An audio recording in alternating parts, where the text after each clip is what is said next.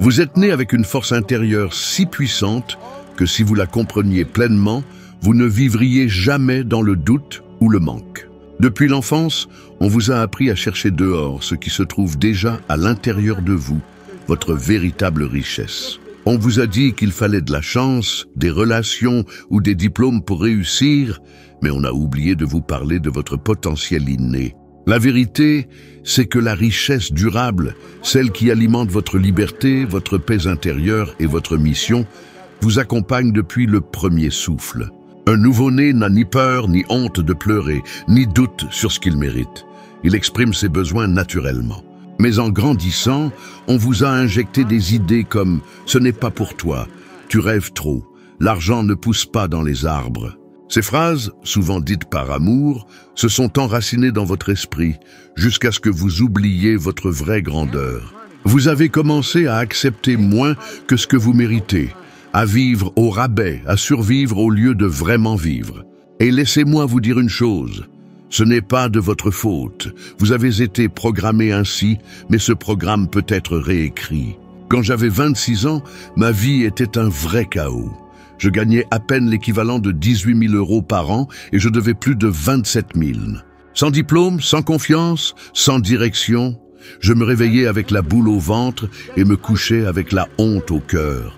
Je faisais semblant de sourire, mais à l'intérieur, je me sentais brisé, sans valeur, destiné à exister, pas à briller. Puis un homme est entré dans ma vie, Raymond Douglas Stanford. Il m'a regardé et m'a dit « Bob, ton problème, ce n'est pas l'argent. C'est l'image que tu as de toi. Tu penses comme quelqu'un de pauvre, et tant que tu ne changes pas cette image, rien autour de toi ne changera. » Ces paroles m'ont frappé comme un coup de tonnerre. Il m'a donné un livre, « Réfléchissez et devenez riche » de Napoleon Hill. Il m'a dit, il y a un secret dans ce livre. Si tu le découvres et que tu l'appliques, tu peux obtenir tout ce que tu désires. J'ai d'abord ri. Ça semblait absurde, mais ensuite je me suis dit, qu'ai-je à perdre? Alors j'ai essayé. J'ai écrit sur une carte, j'aurai 22 000 € d'ici la fin de la décennie. C'était irréel pour moi, inimaginable, mais j'ai persisté. Je lisais cette carte chaque jour, dans les toilettes, dans la voiture, en cachette pour éviter les moqueries. On se moquait de moi, on me traitait de fou, mais en moi une étincelle est née, puis cette étincelle est devenue un feu. Et ce feu est devenu certitude.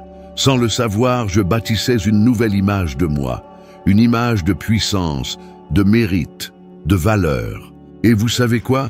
1 an plus tard, je ne gagnais pas 22 000, je gagnais 155 000 €. Et peu après, plus d'1 million par an. Sans diplôme, sans héritage, sans piston, juste une décision, celle de transformer mon image intérieure. Vous voulez savoir ce qui a changé? Ce n'est pas le monde autour de moi, c'est moi, et c'est ce changement que vous devez enclencher. Peu importe votre revenu actuel, votre lieu de vie, vos diplômes ou votre passé, rien de tout cela ne définit votre valeur. Votre valeur est inestimable, mais vous devez la voir, la ressentir, l'incarner pleinement pour qu'elle devienne votre réalité. La plupart des gens passent leur vie à essayer de changer ce qui est à l'extérieur, sans jamais réajuster leur monde intérieur. Vous n'attirez pas ce que vous désirez. Vous attirez ce que vous êtes, et ce que vous êtes dépend de ce que vous croyez être. Des personnes comme Will Smith en ont parlé. Il disait « J'ai décidé que je serais une star bien avant de l'être réellement ». Il agissait déjà comme tel, car dans son esprit, c'était une vérité, et l'univers lui a répondu à l'unisson. La science le confirme. Des études de l'université Carnegie Mellon montrent que l'image de soi influence directement les résultats qu'on obtient. L'image de soi n'est pas juste de l'estime. C'est une frontière invisible qui détermine combien de biens vous autorisez dans votre vie. Vous êtes né riche, mais si vous ne le voyez pas, vous vivrez comme si vous étiez pauvre. Et la pauvreté mentale est bien plus cruelle que matérielle. Maintenant, fermez les yeux un instant. Imaginez un instant que vous vivez la vie de vos rêves, une existence paisible, remplie de liberté et d'abondance. Ne vous demandez pas comment cela arrivera. Demandez-vous plutôt pourquoi vous le méritez. Pourquoi serait-il naturel pour vous d'avoir tout cela? Ressentez-le profondément, inspirez-le comme si c'était déjà votre réalité. Car lorsque vous vous voyez riche en valeur, en potentiel, en mission, alors le monde extérieur commence doucement à refléter cette richesse intérieure. Et là, vous vous souvenez enfin de qui vous êtes depuis toujours. Une âme prospère, simplement endormie, mais qui se réveille à présent. Le vrai danger de la zone de confort, c'est qu'elle ne fait pas mal. Elle est douce, discrète, presque agréable. Mais c'est précisément dans ce silence que les rêves s'éteignent, lentement, sans bruit. Dans cet espace tranquille, vous échangez votre liberté contre une fausse sécurité. Vous troquez votre mission de vie contre la routine et vous vous contentez de miettes simplement parce que l'absence de douleur vous apaise. Je connais bien ce sentiment. J'y suis passé moi aussi. J'avais un lit chaud, de quoi manger, les factures à peu près réglées, mais au fond, c'était le vide. Comme si je vivais une version rétrécie de moi-même. Vous avez sûrement ressenti cela, la sensation de pouvoir faire plus, être plus, aller plus loin. Mais quelque chose, sans nom, vous retient. Ce quelque chose, c'est la peur de l'inconfort. On nous apprend à fuir l'inconnu, à éviter les risques, à ne pas déranger l'ordre établi.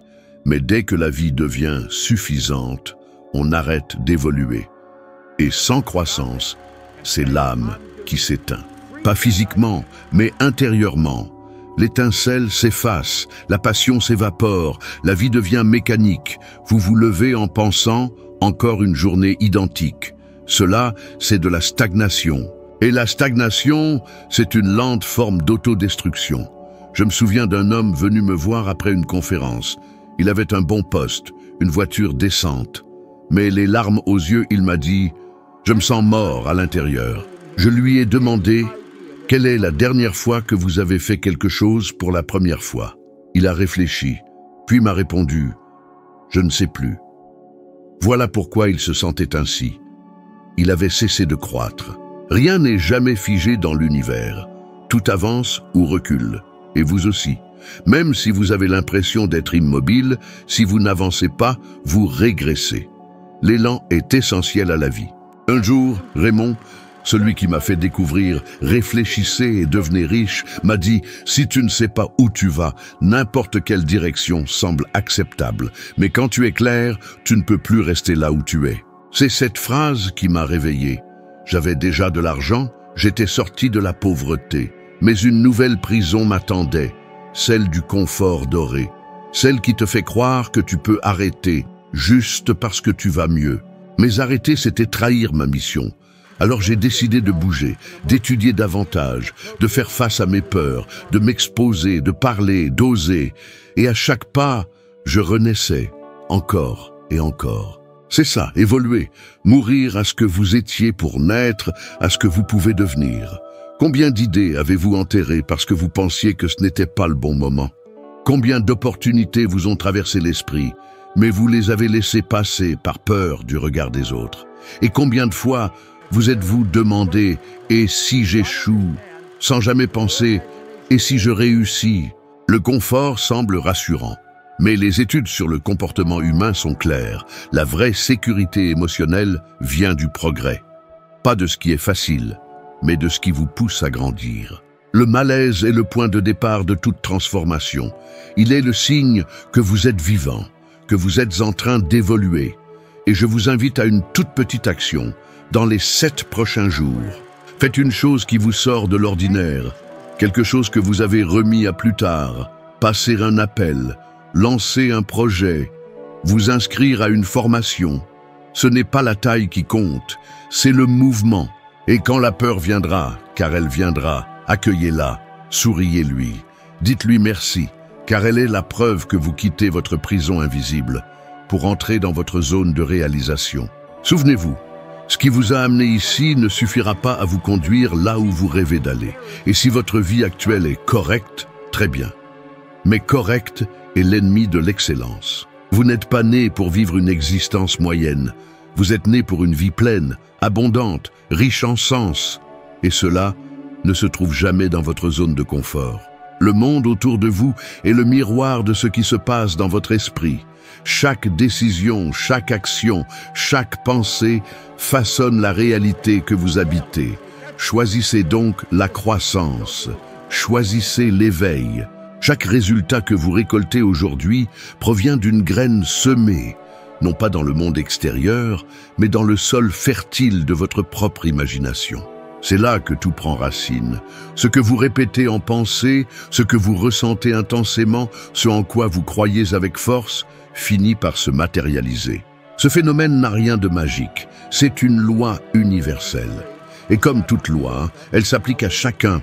La différence, c'est que peu la comprennent et encore moins l'utilisent sciemment. Pendant de nombreuses années, ma vie a simplement reflété ce que je croyais vrai. Je pensais que gagner de l'argent était difficile, inaccessible, sans études, diplômes ou relations. Et chaque jour, je validais cette croyance. Je gagnais peu, j'étais endetté, je dépendais d'autrui pour subvenir à mes besoins les plus simples. Le monde me semblait hostile. Mais en vérité, c'était moi qui projetais cette réalité. Comment ? En pensant petit, en me voyant sans importance, en me sentant inférieur sans même en connaître la raison exacte. Le grand tournant s'est produit lorsque j'ai compris que tout suivait un schéma, un cycle qui débutait par mes pensées limitées, entraînant des émotions de frustration. Ces émotions influençaient mes actions, hésitantes, incertaines, et mes comportements finissaient par valider les résultats. Stagnation, manque, répétition du même scénario. Un cercle apparemment sans issue, jusqu'à ce qu'on me révèle une vérité puissante. On peut transformer ses pensées, et en les transformant, tout change. L'esprit est comme un atelier invisible.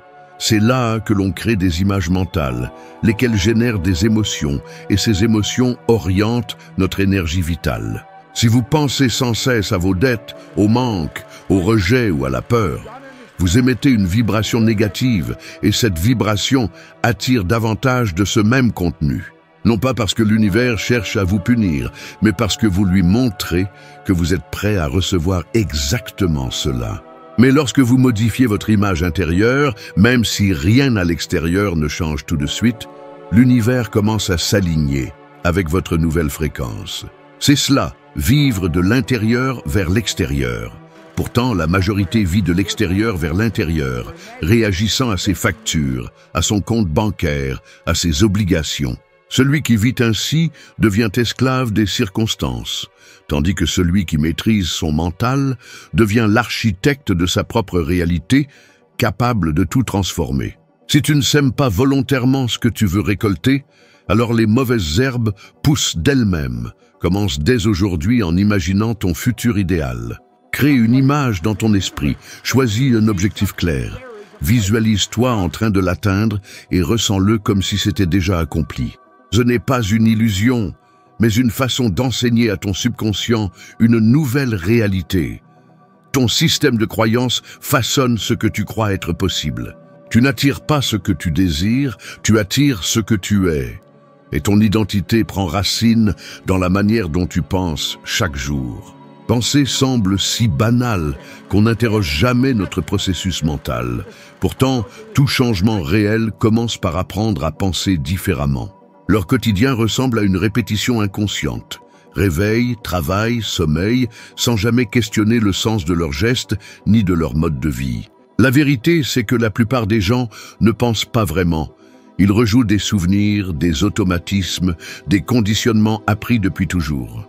Quand on m'a posé pour la première fois des questions profondes sur mes choix de vie, j'ai ressenti un malaise. Je n'y avais jamais réfléchi auparavant. Je réagissais simplement à ce que la vie m'imposait, croyant que les choses m'arrivaient sans réaliser qu'en fait, elles arrivaient de la cause de moi.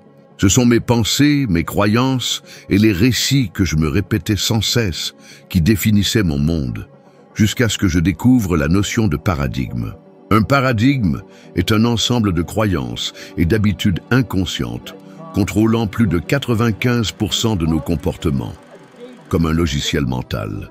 Peu importe le nombre de livres que tu lis ou de séminaires que tu suis, si tu ne modifies pas ton paradigme, tu retomberas toujours dans les mêmes schémas. Je me souviens de mon emploi sûr chez les pompiers. Bon salaire, stabilité, avantages. Mais une voix en moi me retenait dès que je songeais à changer de voie. Cette voix disait « Et si tu échoues? Et si ce n'est qu'un rêve de plus ?» C'était mon paradigme ancien me maintenant dans le familier, même s'il m'étouffait. Mais j'ai appris que penser est une compétence qu'on peut développer. Chaque jour, je remplaçais mes pensées limitantes avec discipline et ma réalité s'est transformée. Prenez enfin le contrôle de votre existence et cela commence en prêtant une réelle attention à vos pensées. Observez-les, interrogez-les et modifiez leur direction. Chaque pensée n'est qu'une proposition, non une commande. Vous êtes libre d'en accepter certaines et d'en rejeter d'autres. Voilà la véritable autonomie mentale. C'est aussi une immense responsabilité, car en changeant votre manière de penser, vous ouvrez la porte à une vie sans limites ni barrières imposées. Mais il existe un adversaire silencieux logé dans l'esprit de millions de personnes. Il se cache sous des airs de réalisme ou de bon sens. Il vous fige, vous fait croire que vous êtes à votre maximum, alors qu'en réalité, vous vous empêchez chaque jour d'aller plus loin. Ce piège s'appelle l'auto-justification. C'est une manière inconsciente de dire « je ne peux pas » en blâmant des facteurs extérieurs. Par exemple, « j'aimerais lancer mon entreprise mais l'économie va mal » ou « je mérite plus mais mon travail n'est pas reconnu ». Ces phrases, bien qu'inoffensives en surface, nourrissent jour après jour l'idée que vous êtes impuissant. Et plus vous les répétez, plus vous y croyez. Je me souviens d'une époque où mon service de nettoyage commençait à croître. J'avais l'opportunité d'étendre l'activité à d'autres villes. Mais j'avais peur. Alors je me donnais des raisons. C'est trop tôt, je ne suis pas prêt, je dois encore me structurer. C'étaient des excuses. Un jour, quelqu'un m'a dit « Bob, avance ou arrête. Dire que ce n'est pas encore le moment est juste une manière polie de te cacher. » Ce fut brutal, mais libérateur. J'ai compris que tant que je justifiais mon immobilisme, il allait devenir permanent, et personne ne me poussait à changer. Le plus dangereux, ceux qui m'aimaient me soutenaient dans mes limites, non par méchanceté, mais par peur que je sois blessé. Dis-moi, combien de fois as-tu utilisé la raison pour éviter d'agir avec courage? Combien de fois as-tu dit « je ne peux pas » sans même essayer? L'auto-justification est un déguisement pour l'ego. Elle protège l'image qu'on a de soi et évite d'affronter l'inconfort, la peur, le doute ou l'incertitude. Et pourtant, notre esprit agit comme un tribunal. Chaque jour, vous défendez vos limites avec des arguments solides et vous vous condamnez à ne rien changer. Mais si vous inversiez la stratégie, et si, pour une fois, vous plaidiez en faveur de vos rêves, de vos capacités, de vos chances, vous devenez prisonnier des excuses que vous défendez le mieux. Et vous retrouvez la liberté quand vous osez enfin vous dire la vérité en face. L'actrice Viola Davis a longtemps cru que le cinéma n'accueillait pas les femmes noires comme elle. Cette idée lui semblait vraie, mais elle ne l'était pas forcément. Elle a cessé de s'expliquer pour ne pas essayer et a commencé à revendiquer des rôles principaux. Aujourd'hui, elle est l'une des femmes les plus décorées du cinéma. Ce qui a changé? Sa décision de ne plus dire « je ne peux pas, mais voici pourquoi je vais réussir ». Et le monde est rempli d'histoires similaires. Toutes ces personnes ont remis en question leur discours interne. Elles ont cessé de défendre leur chaîne pour enfin s'autoriser à avancer. Fais l'exercice. Écris toutes les raisons qui te semblent t'empêcher de changer. Regarde-les bien et demande-toi, sont-elles vraies ou sont-elles des peurs déguisées? Cet acte simple peut t'arracher à des années d'immobilisme, car tu ne peux pas te transformer en même temps que tu te justifies. Il faut choisir. Si tu dois retenir une chose, la richesse que tu recherches n'est pas à l'extérieur. Elle vit déjà en toi. Elle attend que tu la vois, que tu la penses, que tu l'agisses. Ce n'est pas le monde qui doit changer pour toi. C'est ton monde intérieur qui doit être réaligné pour que le reste suive naturellement. Si ce message t'a touché, ne t'arrête pas ici. Une nouvelle vidéo t'attend à l'écran. Elle te rapprochera encore un peu plus de ta meilleure version. Deviens ne serait-ce qu'1% meilleur qu'hier. Cette petite progression avec le temps change tout. Merci d'être ici avec moi. Je t'attends à la suite. Imaginez que quelqu'un vous dise que votre vrai problème n'est pas un manque d'argent, mais un excès de conditionnement mental. Cela semble fou, n'est-ce pas? Et pourtant, si je vous disais que vous êtes né avec une richesse immense déjà en vous, que tout ce dont vous avez besoin pour transformer votre vie de fond en comble sommeille déjà en vous, prêt à être activé. Alors pourquoi luttez-vous encore, mois après mois, avec les factures, les dettes et cette peur constante de l'avenir? Ce n'est pas une question d'argent. C'est qu'on vous a appris à penser d'une manière qui vous limite au lieu de vous libérer.